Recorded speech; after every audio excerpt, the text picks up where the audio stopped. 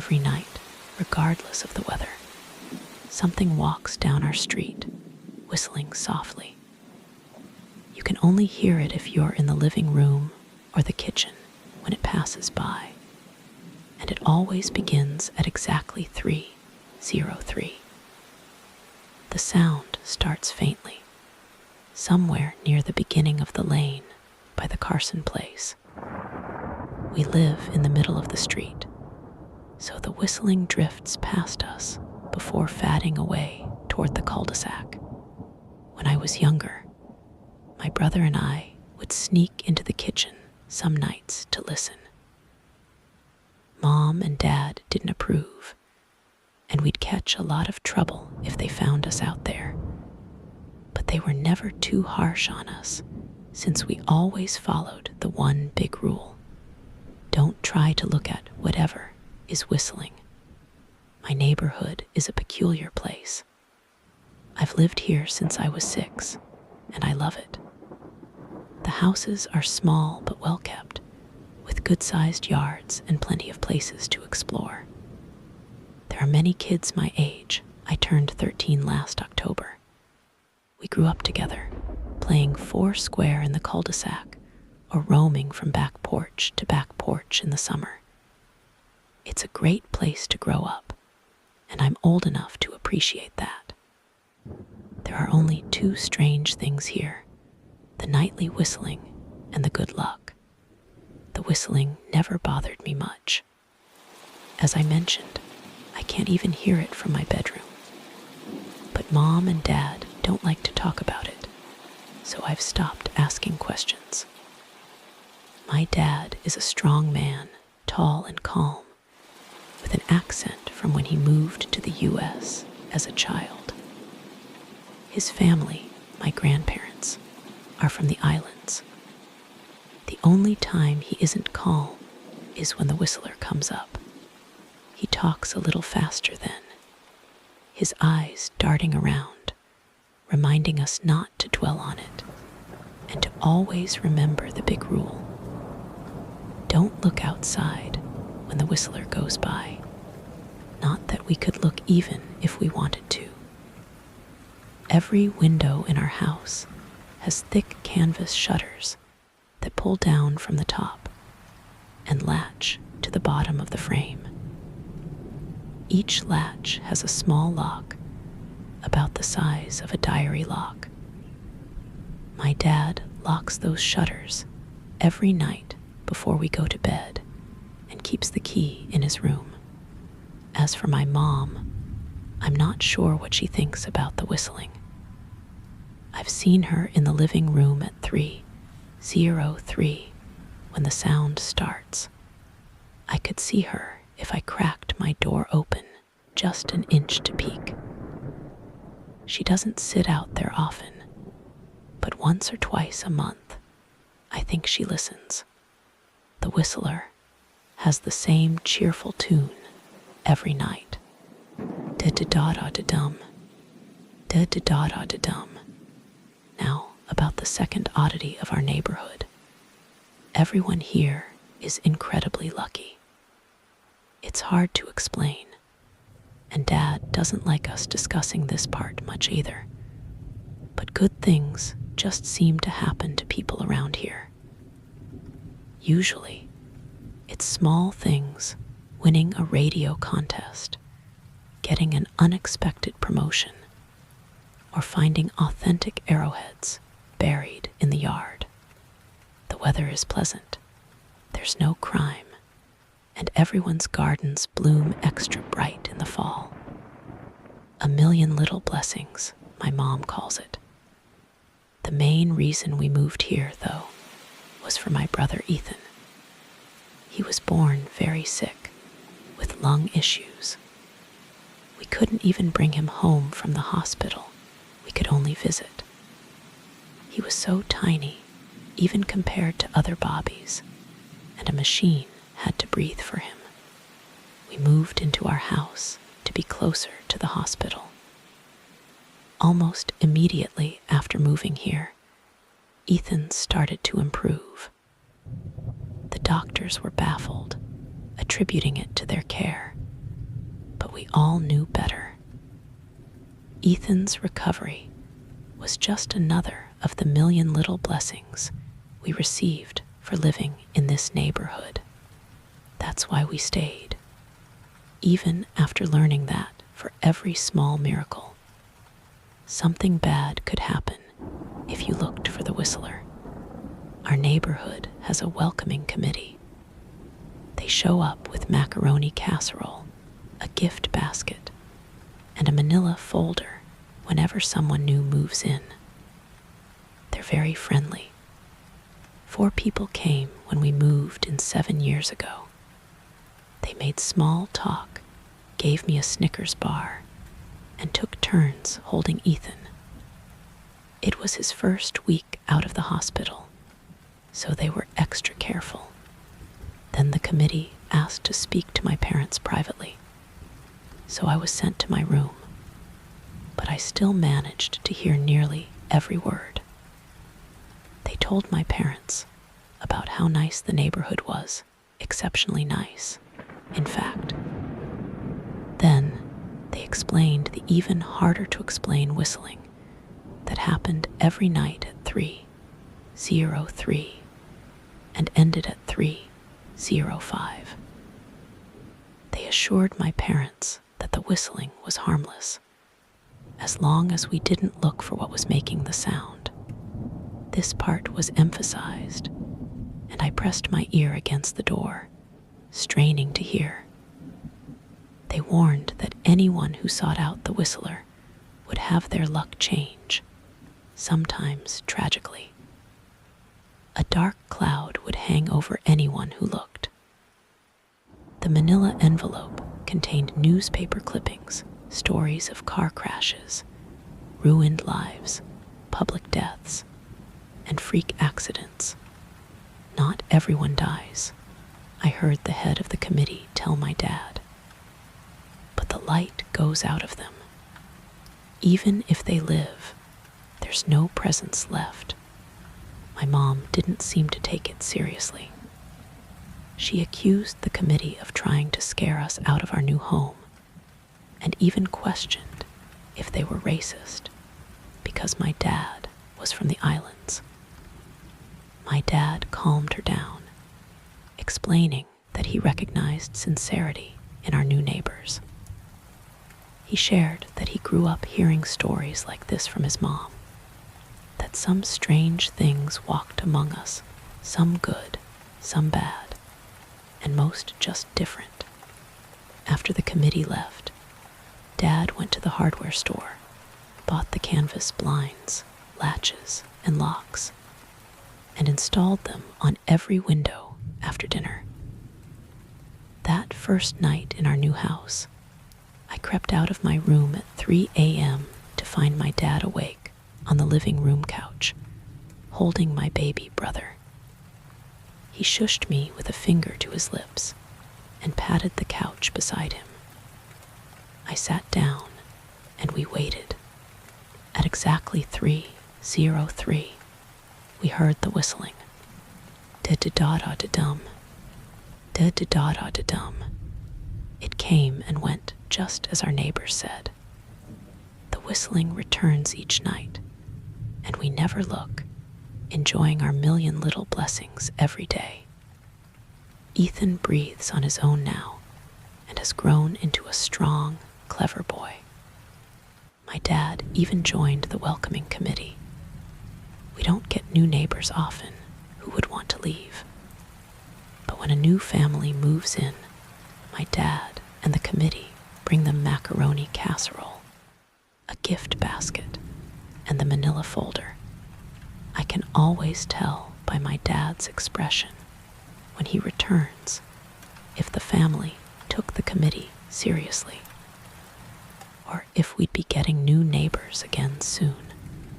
Not long ago, a family moved in next door. The previous owner, Ms. Maddie, passed away at age 105. She lived a long, good life. Our new neighbors seemed like they'd fit in just fine. They believed the welcoming committee, took my dad's advice about the locking shutters, since they had a young child of their own. Whatever evidence was in that manila envelope, my dad never let us see. But I imagined it must have been convincing, since our neighbors got along without issues for the first month. One night, when they had to leave town, they sent their son, Lucas, to stay with us. He was 12, a year younger than me. I didn't know him well before that night, but as soon as his parents dropped him off after dinner, I could tell it was going to be a bad time. Do you know who's always out there whistling every night? Lucas asked the moment the adults left the room. Ethan and I exchanged glances. "We don't talk about that," I said. "I think it's that weirdo in the big yellow house on the corner," Lucas said. "Mr. Tolles," Ethan replied.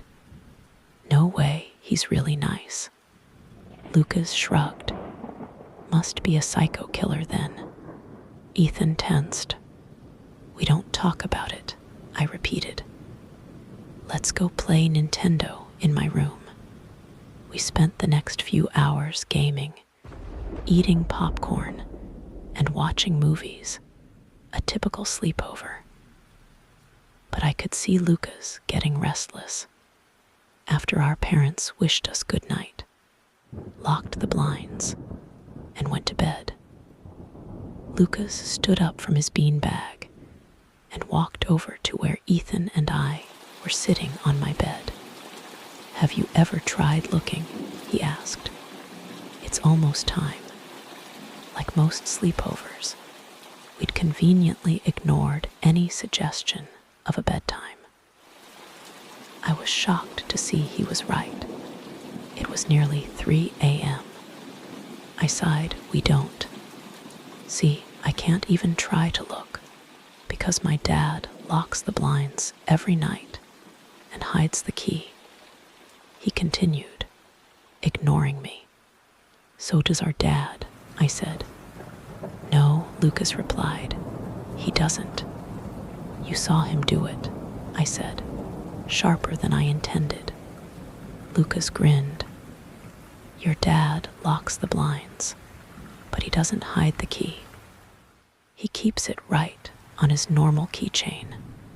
"So?" I asked, worried I already knew what he would say next. Because I had noticed that my dad didn't bother hiding the key anymore after all these years. He knew we took it seriously. "So, after your dad locked up, but before your parents went to bed, I went to the bathroom. On my way, I peeked into their room and saw your dad's keychain on his nightstand. I may have borrowed the key to the blinds." Ethan and I stared, and his grin only widened. "You're lying," I said. Lucas shrugged.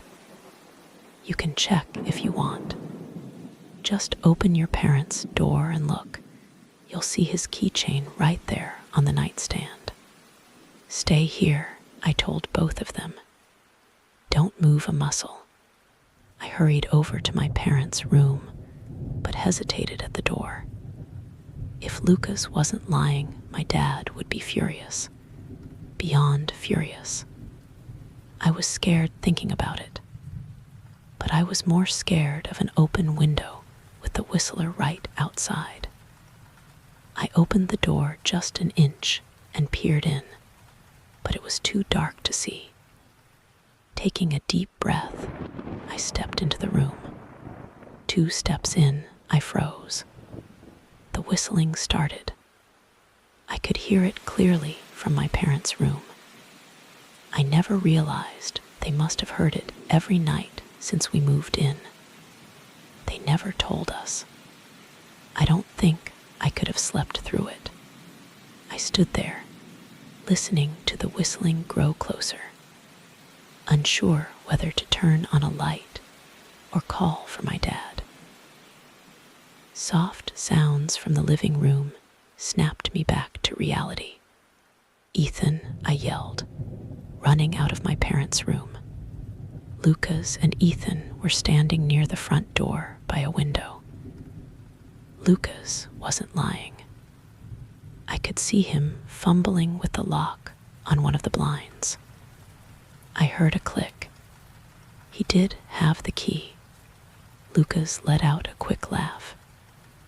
Ethan stood next to him, hunched up, afraid but maybe curious. The whistling was right outside our house now. I think I made a sound, called out. I can't remember. Time felt frozen, like clock hands were nailed to the face. But I found myself moving. I'm not fast. I've never been athletic. Somehow, though, I covered the distance between myself and Ethan in an instant. My eyes were locked on him, but I felt Lucas pull the blind all the way down so it could release. I heard the snap as it began to rise, and I heard the whistling just outside the window. But I had my arms around Ethan, and I turned us so he was facing away from the window. At the same time, I jammed my eyes shut. The blind whipped open. The whistling stopped. I felt Ethan shaking in my arms. Don't look okay, I told him. Don't turn around. We were positioned, so he faced back toward the hallway, and I faced the window. My eyes were still closed. I felt him nod into my shoulder. I reached out with the arm not holding Ethan and tried to touch Lucas. My hand brushed against his arm. He was shaking worse than Ethan. Lucas, I asked. Silence. I reached past him and gingerly felt for the window, eyes still sealed shut. The glass was cold against my fingertips, colder than it should have been for this time of year. I moved my hand up the window, searching for the string to the blind. The glass began to warm the further I reached, and a gentle hum fed back into my fingertips. I tried not to think about what might be on the other side. Finally, I touched the string and yanked the blinds shut. I opened my eyes. In the dim light from the kitchen, I could make out Lucas, pale and small, staring at the now closed window. Lucas, I asked again. He turned toward me and screamed. Everything became a flurry of motion. Lights flickered to life in the hall, then the living room. My parents' footsteps thudded across the hardwood floor. I didn't turn to look back at them. My eyes were glued to Lucas. He was pale, had bitten his lips so hard that a thin line of blood ran down his chin, and he'd wet himself. What happened? My dad asked from behind me. I managed to swivel away from Lucas and look back. He looked. I'd never seen my dad scared before, but I saw it that night. An old, ugly terror stitched on his face. A parent's fear. Just Lucas, he mouthed to me. I nodded yes.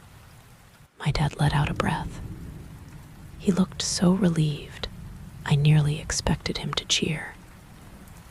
But then he turned to Lucas, and my dad's face changed. I wondered if he felt bad for feeling good that Lucas was the only one who looked.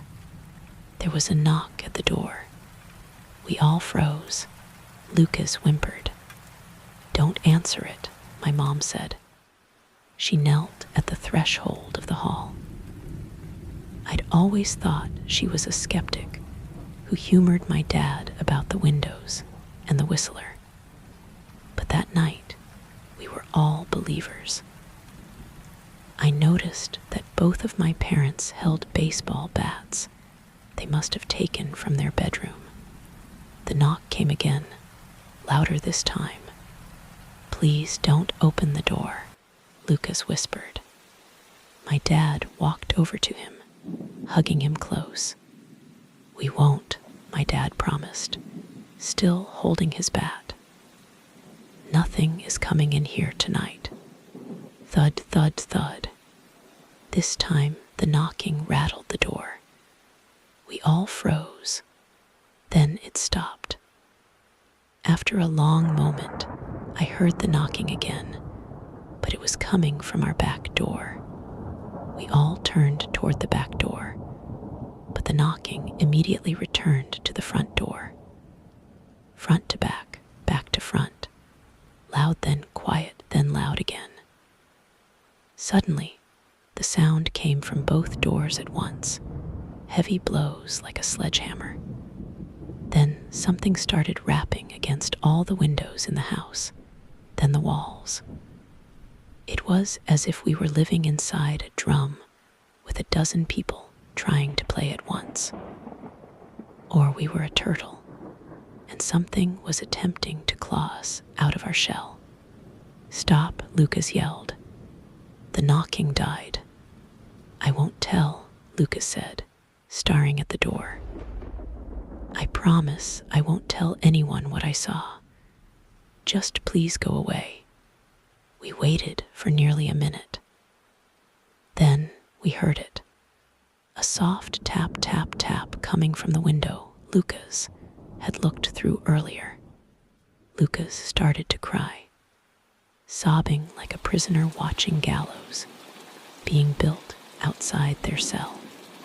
My dad held him, brushing his hair, but never lying to him, never telling him things would be okay. The tapping at the window continued for the rest of the night. We huddled together in the living room for what felt like hours. Eventually, my mom tried to take us kids into my room while my dad stayed to watch the door. But the second we moved into my bedroom, the knocking returned, so loud it was impossible to ignore. I was afraid the door couldn't take it. We went back to the living room, and the knocking stopped. Only the tap, tap, tap on the window remained. None of us slept that night. The tapping ceased around 7 a.m., about the time the sun rises here. We waited another 2 hours before my dad opened the blinds from one window. He made us all go back to my parents' bedroom first. I heard him open the door, then come back in. "Okay," he told us, "it's done." Lucas's parents returned around lunchtime. My mom and dad walked Lucas over to his house, and they all went inside for quite a while. Ethan and I watched from the window. He stuck to me the whole day, sometimes holding my hand. When my parents came back, they looked grim but wouldn't tell us what they said to Lucas's family. It was a Sunday, so we spent the day together, ordering pizza and watching movies. That night, everyone slept in my room, Ethan and my mom in the bed with me, my dad in a chair he'd pulled over. There was no knocking that night or any night since. We didn't see much of Lucas or his parents for the rest of that week. But by Thursday, a moving truck was in their driveway. Ethan and I watched them packing up all afternoon after school. What sticks with me most is how tired Lucas and his parents looked. All three had the same pallor, grim mouths, and lightless eyes. Even from across the street, I could tell something was very wrong. Lucas and his family were gone before sunset. I remember what the original welcoming committee told my parents when we moved in. "Not everyone who looks at the whistler dies, But even those who live have the light go out of them, and the rest of their lives are filled with misfortune. A million little tragedies. I think Lucas's parents must have looked, either to comfort him if they didn't believe, or to share the burden if they did. I watch Ethan some days, happy and young and alive, and I wonder if I'd been slower, if he'd looked out the window that night, would I have looked too? To comfort him, to share that burden. I'm glad I don't have to find out. We still live in that house, in that neighborhood. We still hear our whistler walking past every night. The blessings, the luck, the good things here are too precious to leave. But we're careful. We don't have friends over for sleepovers anymore.